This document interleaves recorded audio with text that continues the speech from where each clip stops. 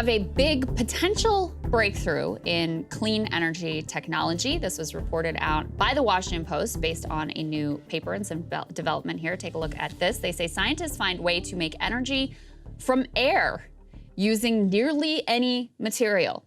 Let me read from this report, because otherwise I will butcher the breakthrough here. They say nearly any material can be used to turn the energy in air humidity into electricity. Scientists found in a discovery that could lead to continuously producing clean energy with little pollution. That research, which was published in a paper in Advanced Materials, builds on 2020 work that first showed energy could be pulled from the moisture in the air using material harvested from bacteria. The new study shows nearly any material, such as wood or silicon, can be used as long as it can be smashed into small particles and remade with microscopic pores. There are many questions about how to scale the product. That is the primary sort of impediment here. The device itself is really super tiny, size of a fingernail, thinner than a single hair. It's dotted with tiny holes known as nanopores. They have a diameter smaller than 100 nanometers, or less than 1,000th of the width of a strand of human hair. And what they envision is that you could have roughly 1 billion of these things, which are called air gens, stacked to be about the size of a refrigerator, and that could produce enough energy to at least partially power a home in, they say, ideal conditions. They imagine, because you can use any material and because it's so small, it could be in the paint in the walls. This is all, I understand it to be a ways off, but still exciting when you have this kind of possibility, when you have this type of research that is being undertaken with, you know, at least some sliver of a chance that it could completely transform the way that we do energy production. I'm both excited and also skeptical, if that makes sense. I think that's fair. Just because it's one of those where it's like, yeah, it definitely sounds. I remember at one point, I lived in Texas near Houston.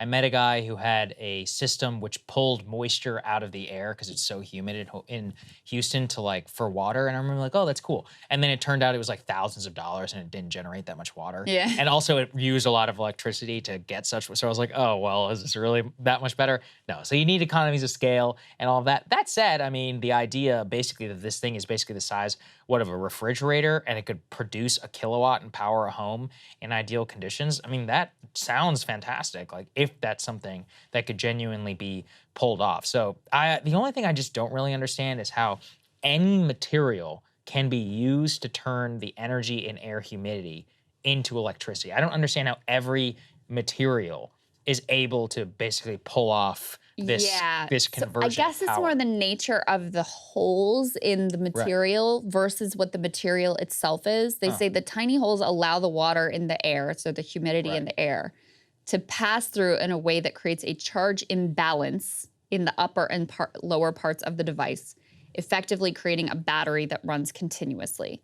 We are opening up a wide door for harvesting clean electricity from thin air, said one of the authors and UMass engineering graduate students. So I guess the reason you can use anything is because it's less about whether it's wood or metal or plastic or paint or whatever it is, and more about the design of how these tiny, tiny holes are inserted into them. Way out of my depth here, guys, but that's what I'm understanding from the article. Yeah, I don't really get it. It sounds cool. It sounds like you can just stick a thing anywhere and you can just get limitless power, which would be awesome because it would open up basically everybody. I mean, imagine it's in the paint in the walls. Yeah, it'd be amazing. And powers your whole house. Right. That's like dream world stuff. I don't want to be on the grid. I don't like the grid. I don't like to be connected to society and civilization. So would you have to be on the grid for that? I don't think so. It sounds like you could be able to power. It could sit in your house and it could generate it for your, or at the very least, it would be a lot easier. The current way to get off the grid is basically, I mean, it's not impossible. It just costs a lot of money, and it's prohibitive for people who don't necessarily want to. So this seems like it would make it more available and easier, and also open up huge swaths of territory which are much harder to populate because you would have access to, if you combine this with like a Starlink, I mean, you really you opened up huge swaths, not only of the country, but the whole world. I think it's awesome. I like that idea. Yeah. Imagine not having to deal with oil politics and all of the disaster and war that causes. Imagine, being able to reverse the impact of climate change. Imagine having energy that is really, really cheap, practically free, I mean, that would be an incredible world to live in. So we'll keep our fingers crossed and keep an eye on these little developments. Have some new reporting for you all about exactly how Senator Dianne Feinstein's office is operating here and the depth of her confusion at just the basic functions of the Senate. This continues to be a just sad and enraging story, as this is a woman who's supposedly representing millions of constituents in California and is clearly unable to do or even understand the basic functions of her job. So put this up on the screen. This is based on some reporting. There's a report in the New York Times and also a report in the LA Times that had some of these details. They say Feinstein expressed confusion over Kamala Harris presiding over the Senate. Here's a quote from the article. They say, at times, Feinstein has expressed confusion about the basics of how the Senate functions. When Vice President Kamala Harris was presiding over the chamber last year, in one of many instances in which she was called upon to cast a tie-breaking vote, Ms. Feinstein expressed confusion, according to a person who witnessed the scene, asking her colleagues, what is she doing here? Staff members have been overheard explaining to her that she cannot leave yet because there are more votes to come. They also talk about how the Capitol Police and the Senate Sergeant at Arms have gone to great lengths to keep Ms. Feinstein shielded from photographers and reporters, helping to create a bubble around her as aides run interference on her behalf. Yeah, the exact same. That's really what's happening is the aides and the Sergeant of Arms. So her confusion and her senility at this point is like well established. We all know it. What's happening behind the scenes is that her aides are using the Capitol Police to shield her, both from reporters. For example, I recently saw and heard about an incident where the Capitol Police was like, keep back, you got to give her some space. They were demanding reporters be like 25 feet away from Dianne. She doesn't need 25 feet to get into a wheelchair. All right, 5 feet, fine. But really, what are they doing? They don't want her to ask any questions, answering any questions or asked any questions. Same with why her aides are constantly around her. They tell her how to vote. This has been reported over and over and over again. She apparently didn't know who Tim Scott was, confused him for Raphael Warnock. And Tim Scott was like, geez, okay, and like walked away. It's like there's so many incidents like this that it's almost reporting about her senility is now like not even the point. It's just all about how powerful people are coming together to protect her from any scrutiny. And to use her for their own ends. I mean, it's very clear here now the reason why Pelosi has been her greatest ally is because she's trying to get Adam Schiff into the Senate seat. And it goes to these like behind the scenes Senate political machinations. Governor Gavin Newsom of California said if he was going to appoint someone to the seat, it would be a black woman. Nancy Pelosi doesn't want it to be Barbara Lee. She wants Adam Schiff to get that seat. And if Barbara Lee gets appointed, she is a black woman that, would fit the bill for what Gavin Newsom has said. Then if you're an incumbent, it's very hard to dislodge that person. So the whole idea is for Pelosi to try to prop up Feinstein to run out the clock so that she can get her favored, like, terrible candidate into the Senate. So those are the political machinations that are going on behind the scenes. It's grotesque that they're using this ailing woman as a prop in their own political plans and designs. I think the other part of this, though, Saagar, that's interesting is, our friend here, Ken Klippenstein, really kicked a hornet's nest when he went after the staff who are enabling and have for years now enabled and hid from the public the reality of Senator Feinstein's condition. And there are a lot of details being reported now. I don't think it's any accident that he sort of forced the issue into the public sphere, and it became embarrassing for them that there had been no coverage and no discussion of the way that this whole thing was architected and the way this whole thing was enabled. So I think he did a real service by pushing them to do the reporting that should have been done years ago about the fact that, she's barely there. She's, even just before a vote, they're handing her a piece of paper to know what to vote. At times, she's reading from scripts that they give her about how she even records her votes. The office is functioning as much as it possibly can without any say-so from her. These are not people who are elected, right? She is the elected representative. And so, I think some scrutiny on how this is all going down, not only for her, but other instances, which we will undoubtedly face in the future, too, is incredibly warranted. No, it's incredibly stupid. The way that they protected them for so long, you're right in that Ken actually did kind of force the hands on the staff. But even then, we don't know fully the inside details, and there's obvious reporting to be done about how back and how far along this goes. And still none of it, is revealed to the public. And it's just such a disgrace. The most populous state in the whole country. And they want to drag her for 2 more years while doing this, just to prevent Adam Schiff from not getting the nomination. What I want to know is who knew what when she was Right. standing for re-election Yes, last time? a great question. That's the real question, because she had a challenger. The California Democratic Party was behind that challenger. Obama, Pelosi, and co. come over the top to rescue her. Was it apparent at the time? Very possible. Very possible, given that reporting we do have about how many questions and, the really deteriorated condition she's in at this point. So we would love to see some more reporting in that regard as well. Vacation inflation. That's what a lot of people are seeing as they start their summer holiday plans. Go ahead and put this up there on the screen. Boston Herald actually did a good job of compiling it all together. So in effect, basically every single aspect of your vacation is going to be a lot more expensive if you are lucky enough to even be able to afford one. Number one, airline tickets are 16% more expensive than they were last year, and last year they were more expensive than the year before that and the year before that. Hotel rooms, dining out, and even a trip to the movies have all went up in price. Annual inflation is technically only 4.9%, just to give everybody an idea of how much things have gone up. Hotels are at 7% up. Dining out is 8%. Movies and concerts are up 7%. Sports tickets are up 3%. Alcohol has actually increased by 3%. And outdoor supplies is up by 11%. But the actual flights right now, where actually on international flights in particular, European flights from the United States are at the highest level they have been in modern history because so many Americans did not travel in 2020, 2021, 2022. Some have cash burning a hole in their pocket. Some are just like, I gotta get out of here. I wanna go on some sort of vacation. So obviously that pushes the price to sky high levels.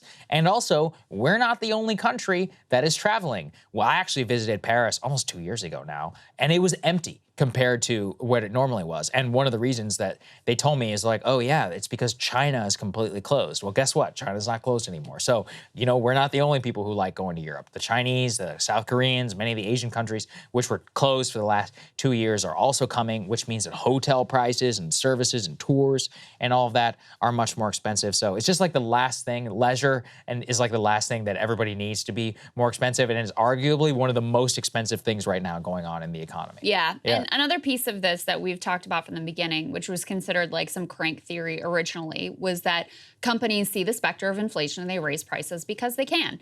And now that this has become like thoroughly undeniable, the New York Times actually has a new report out. Companies push prices higher, protecting profits, but adding to inflation. The prices of oil, transportation, food ingredients, and other raw materials have fallen in recent months as the shock stemming from the pandemic and the war in Ukraine have faded.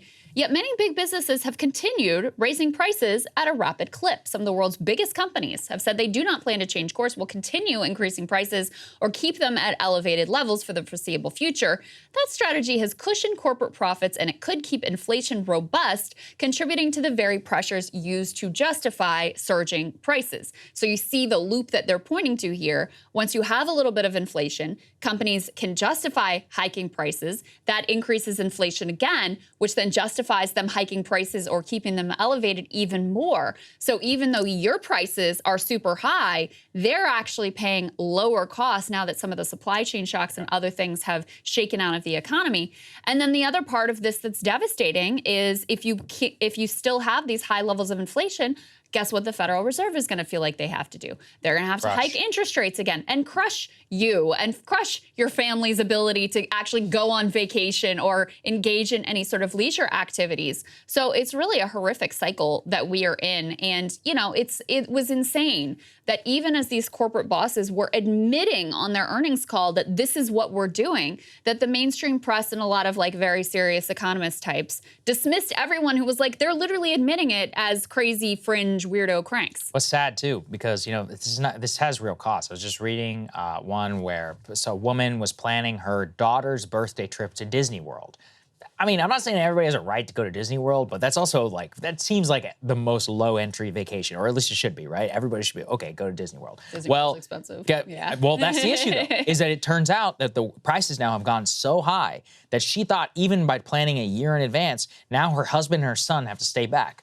It's like, okay, that's well, so sad. yeah, exactly. It's one of those like, okay, well, nobody has a right to go. But I mean, that's sad. That's one of those like family memories that's just not going to exist now because of cost that would have had been planned. Now, you know, it's not gonna kill them by not having it, but that's one of those things that makes life nice. And you can go and read so many examples of this. People are driving more miles than they ever have before for vacation.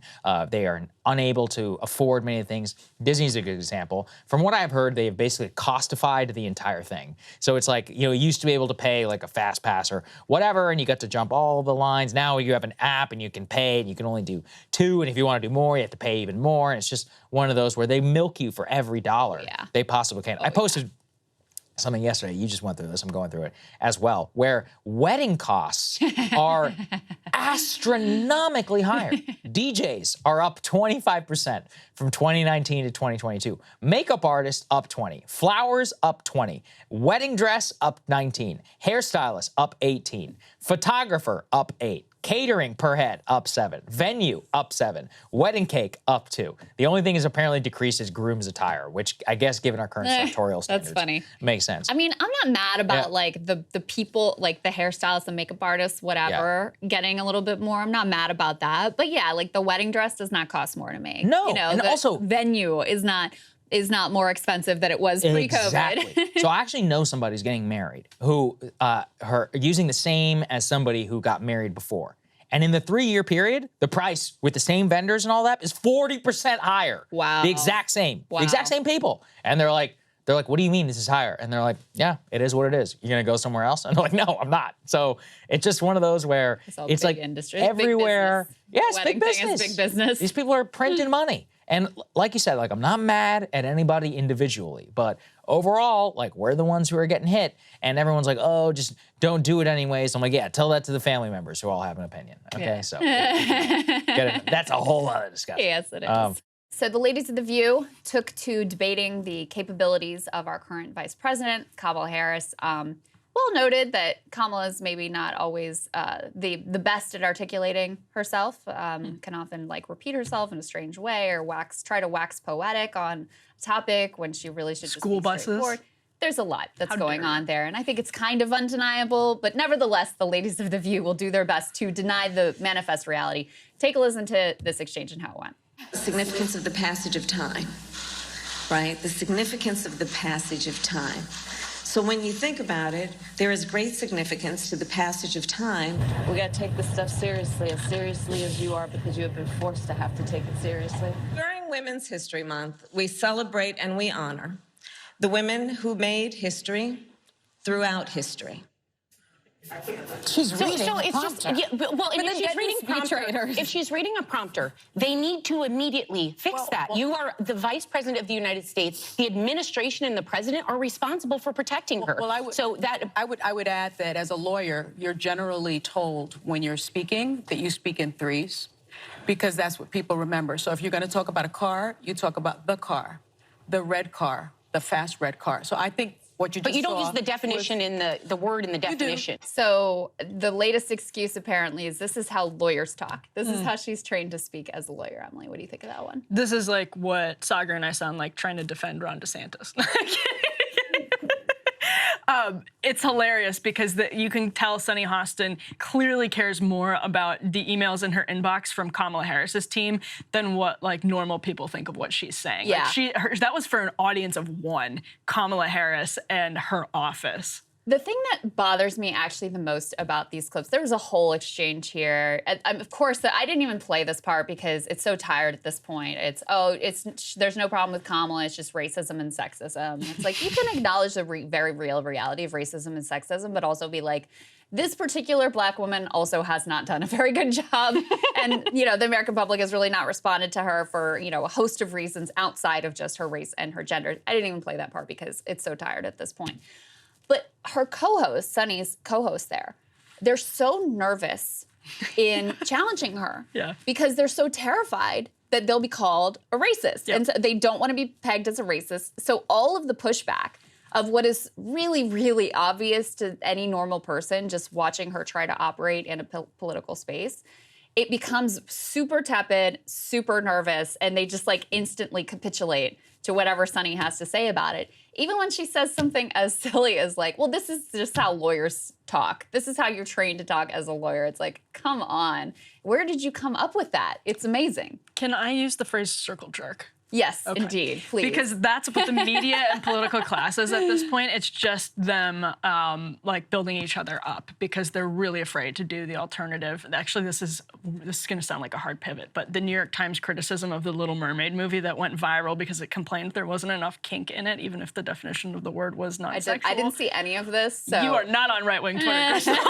But what I would say is the actual complaint of the culture critic at the New York Times is that the Little Mermaid movie was so hampered by trying to check off every diversity box that the creativity was lost and that the fun of it was lost. And I think it's very clear that you lose capability when you lose capability, creativity, all of these things when you care more about like checking off these boxes than you do about there are plenty of women, there are plenty of men, black, white, that could do Kamala Harris's job so much better than Kamala Harris. She just was for the purpose of Joe Biden having what his team thought would be this electoral advantage, which in a way is kind of racist because they're using her to be to their electoral advantage. It's insulting. And so they're the same thing with the women of The View. They can't give her honest feedback and honest criticism, which is how she gets insulated from any criticism that could possibly make her better at her job. We're all worse off for having this elite circle jerk in our media and our political class. The joke's on them, though, because now they have set this person up. I mean, the amount of leaks that have come out of her office, it's very clear that the Biden team, that I think her own team, recognizes that she has become this political liability. Yeah. But they can't get out of it because you can't put aside the nation's first black female president. And this is also part of why, even though Biden is old and ailing and, you know, people are very, very nervous about his ability to win re-election, like it was never a real question mark over whether they would lean into making him the nominee again because they have this Kamala Harris problem sitting right there. And they know, like, as difficult as Biden's chances might be, hers will be so much worse. And even, okay, so let's say that Joe Biden is able to get reelected, they're still going to have this issue hanging over them because she has been, you know, propped up as the chosen one. I just would point out to your point about it being kind of racist to just assume like, oh, she's a black woman, so black women will vote for her. Yeah. In the primary, that wasn't true. I mean, she didn't do particularly well with voters of color. Actually, the two candidates that did best with voters of color were, you know, the old white guys, Joe Biden and Bernie Sanders.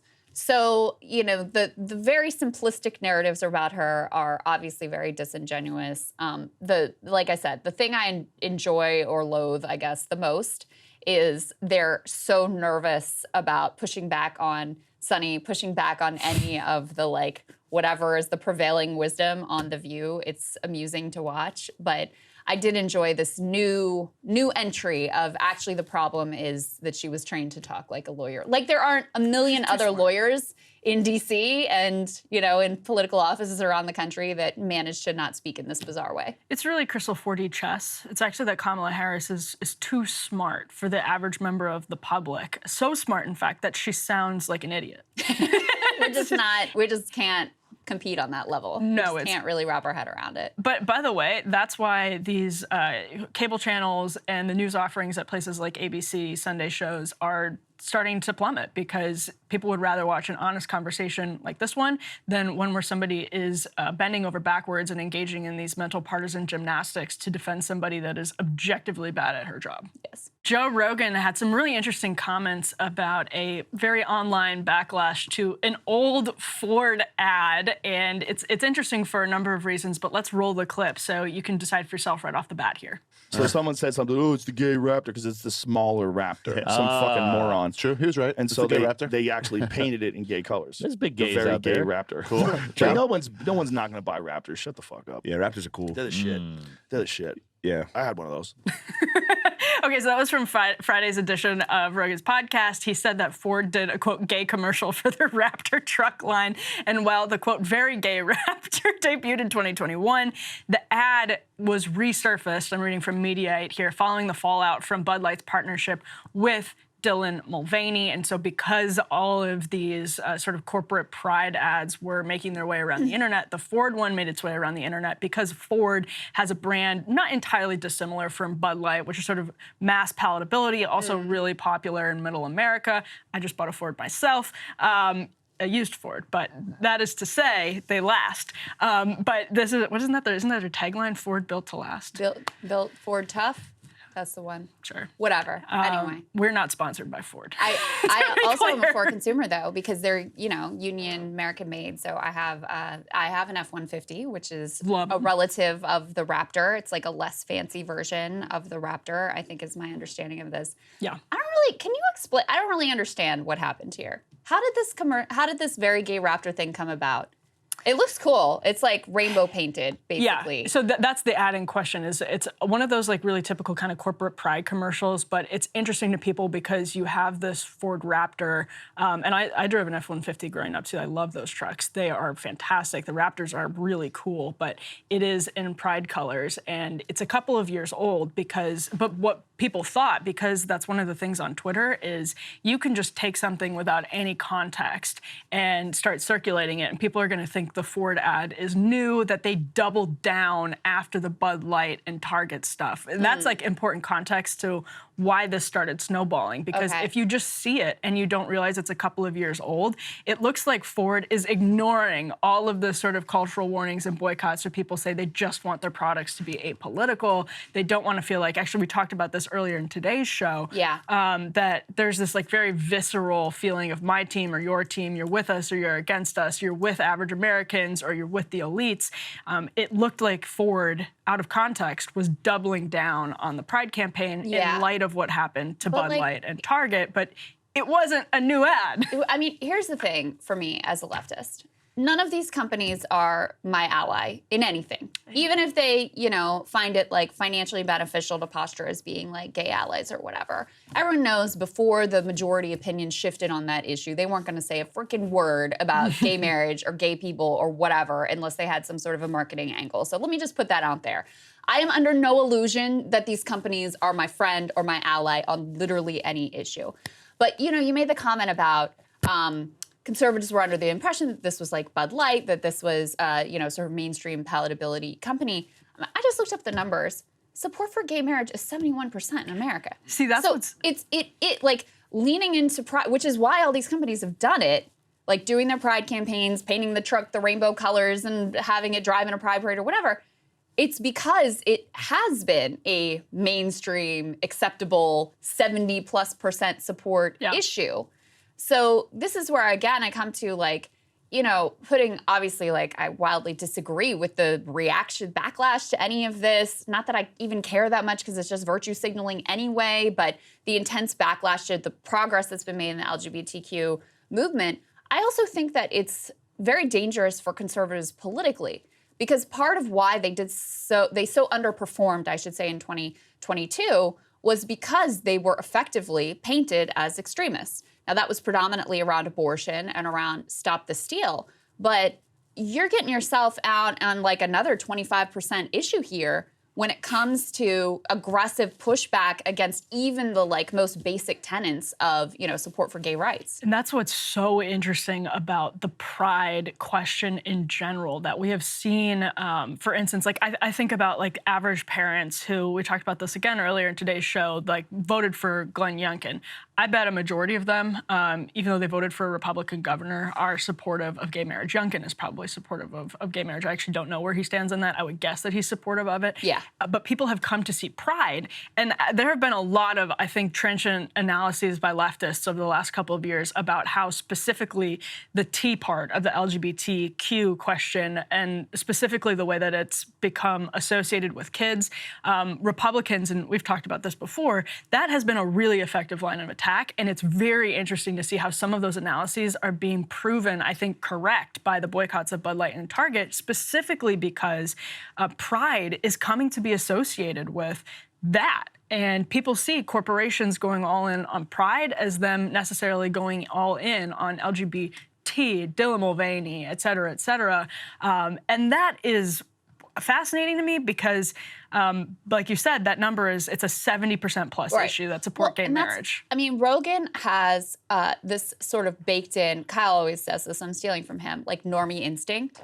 Yeah. So when his guest was the one who brought up like, oh, did you see Ford with this pride stuff? He's like, this is bullshit. Like nobody's gonna not buy their truck because of this. Yeah, that's true. And so, because he has, I mean, on this issue, he has this sort of like normie instinct. And so similar to abortion, you know, I do think that when Republicans are talking about these tricky, genuinely tricky issues around kids and age of transition and what that process looks like and, you know, how you navigate this and what the rules and guidelines are, et cetera, then they're on stronger political footing.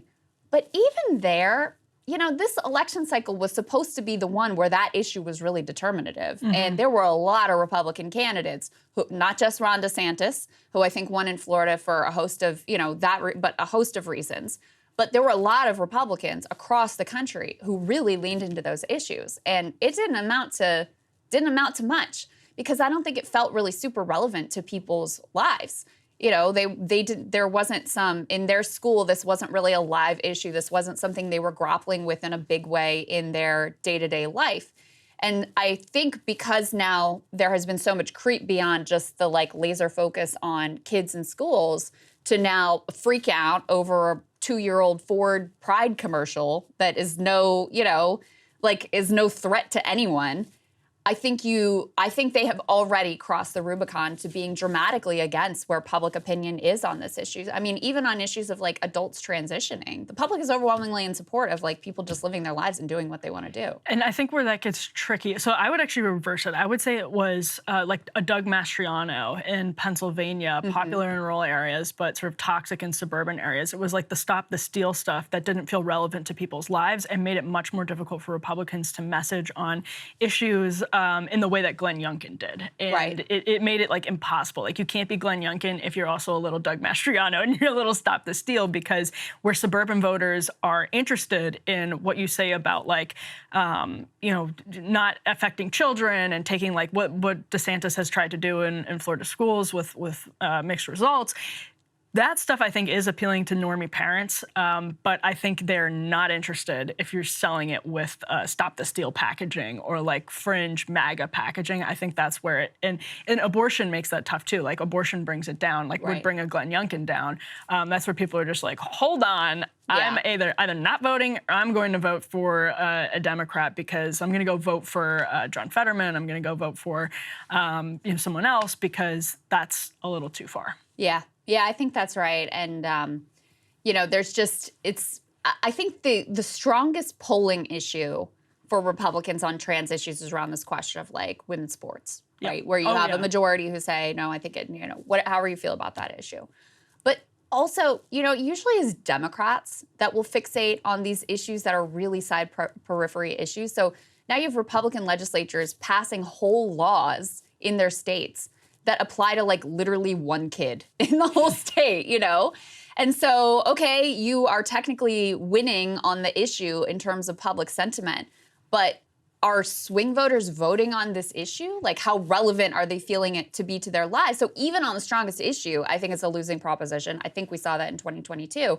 And then when you expand it to like a freak out over anything that has anything to do with gay people, it seems to me you are dramatically on the wrong side of that issue, and that's increasingly where this has gone. It's so similar to the conversation we had about Ted Cruz's Uganda tweet being controversial with people like Jenna Ellis, specifically because I think it's an impossible balance for Republicans to strike, for them to be normie, sort of anti-woke enough to bring in the normie, like Youngkin voters, without then also being for like a 6-week abortion ban and, you know, like you said, like getting into transitions for adults, et cetera. So like, I do think some of this stuff appeals to swing voters, but you have to bring them in with other things. It can't be this paired with Stop the Steal, paired with 6-week abortion bans in the way that Republicans have been going about it, because it is toxic. There's no question. It's the anti-woke mind virus. That's what I said in that segment, and that's really what it is. So just like with people who are woke, the American public is going to be on board with you like, hey, everybody should be equal and treated equal under the law, and like, let's have civil rights. And people are like, yes, we're on board with that. And then when it's like,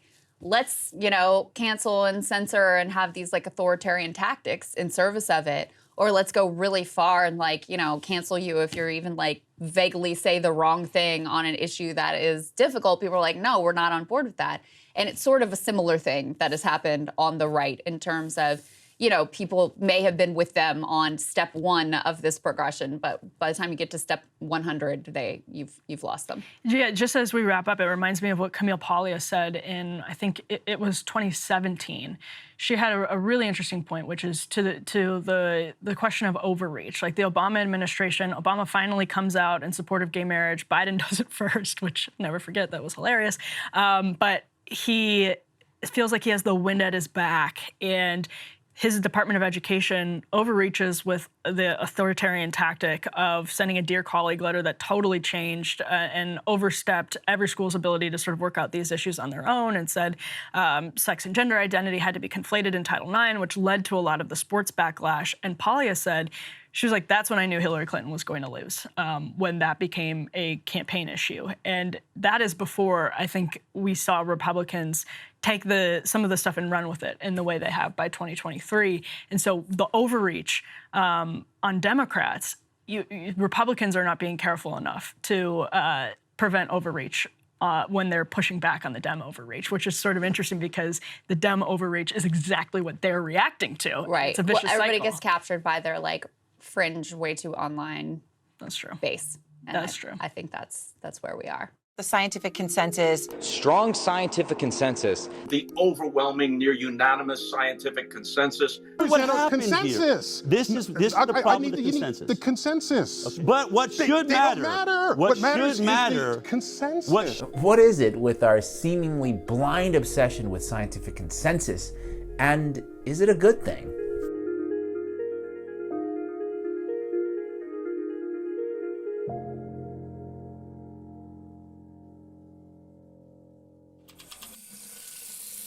Hand washing.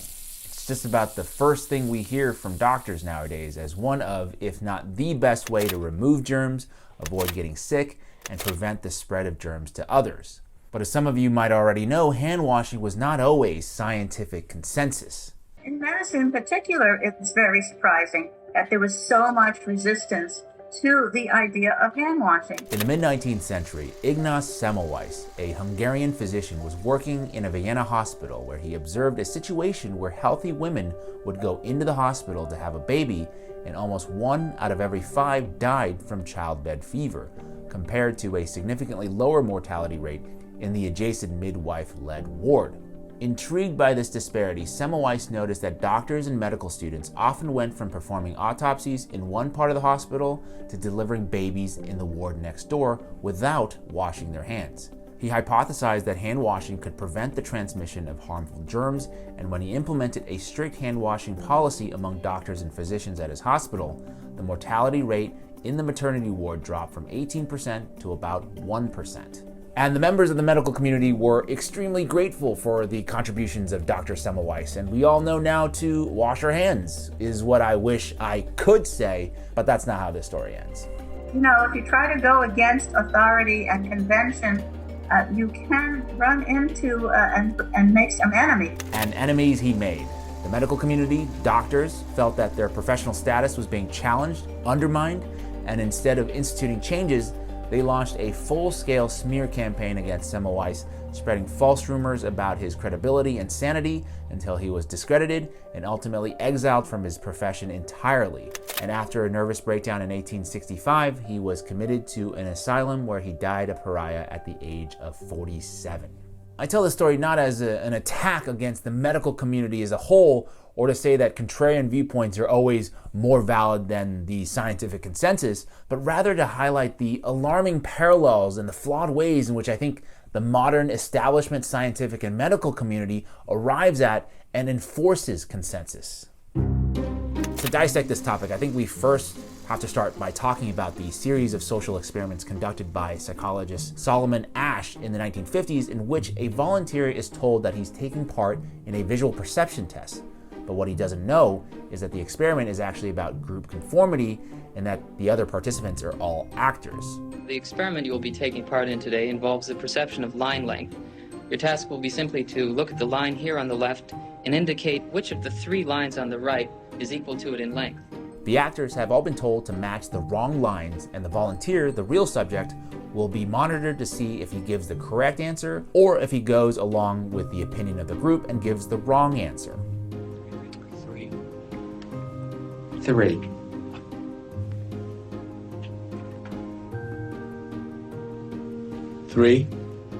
3. Over the course of the trials, on average, about 1/3 of the participants who were placed in this situation went along and conformed with the clearly incorrect majority on the critical trials, and about 75% of participants conformed at least once. The ASH experiment has been repeated many times, and the results have been supported again and again. We will conform to the group. Again, we're very social creatures. We're very much aware of what the people around us think. We want to be liked. We don't want to be seen to rock the boat, so we will go along with the group, even if we don't believe what people are saying. I don't know what I would have done. I really like to say that I'd be that rogue maverick, but I don't know. I'm human after all.